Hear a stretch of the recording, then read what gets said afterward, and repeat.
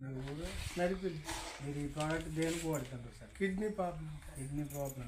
Doctor దగ్గరికి వెళ్ళారా? Doctor దగ్గరికి వెళ్ళాం. ఏంటి చెప్పారు? డయాలసిస్ చేసుకోమంటారు. డయాలసిస్ చేసుకోమంటే డయాలసిస్ చేసుకుంటే మందులు వాడతాను. ఈ మందుల వల్ల నాకు కొద్దిగా నయం అవుతాను. ఎప్పుడు నిన్ను వాడుతుంటారు సార్? ఇప్పుడు 4 రోజులు పెట్టాయి. 4 రోజులు ఇంకా వాడతారు? ఇంకా వాడతాను.